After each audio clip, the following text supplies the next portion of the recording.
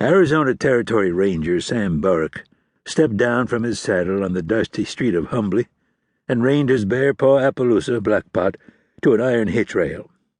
Beside his dust-streaked stallion he reined up a spindly-legged roan gelding, carrying the body of Ernest Truelock tied down across its back.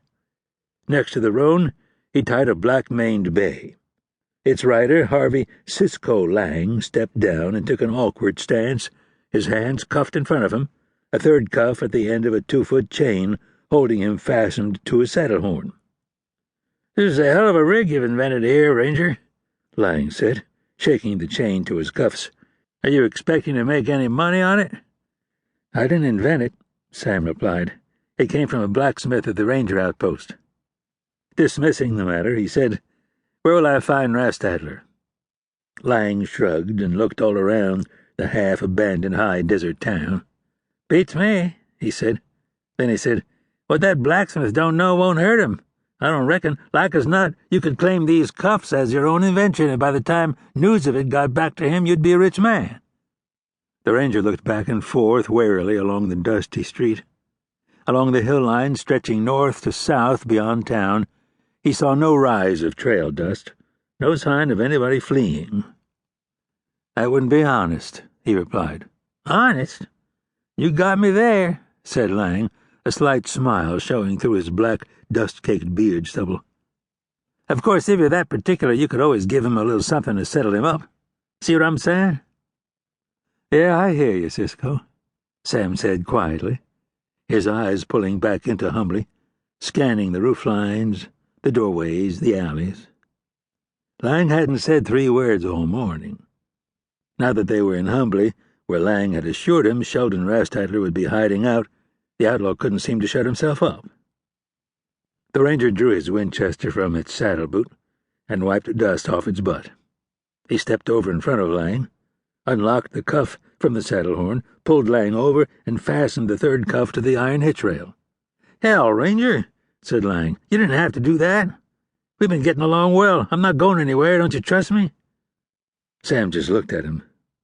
"What I mean is," Lang said, "I'm not going to try anything foolish. I've learned my lesson. All I want to do is get my time done at Yuma and get myself started in a new life. I'm what you'd call a changed man. Rehabilitated, if you will. As far as I'm concerned, my days of outlawry and untoward shenanigans are over, and I'm—" His words of contrition stopped short as a voice called out from farther down the empty street. "Ranger, it's me, Sheldon Rastadler." A man in weathered trail clothes and a riding duster called out from beneath the wide brim of a tall-crowned Stetson hat. "I know you're dogging me. I won't have it." As he spoke, he stepped sideways, slowly, until he stood in the middle of the street. "Shoot him, Shell! Kill him!" Lang shouted. "Get me freed up here, pard!" "You brought him here, Cisco, you rotten cur!" the outlaw shouted in reply. "I ought to kill you first."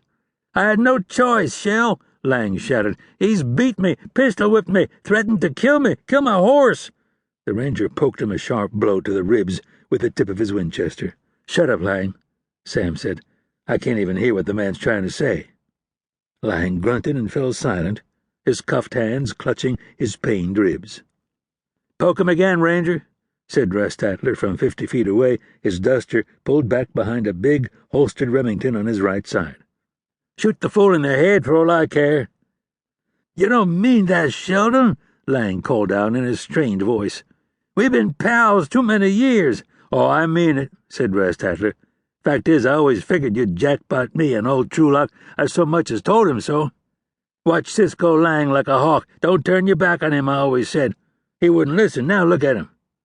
He gave a nod toward the dust-covered body sprawled across the horse at the hitch rail. "I didn't get him killed, Sheldon," said Lang.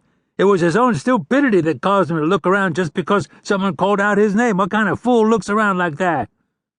As the 2 outlaws argued, Sam had stepped sidelong away from the horses and moved out to the middle of the street, his Winchester cocked and in his hands. "It makes no difference to me," said Rastadler.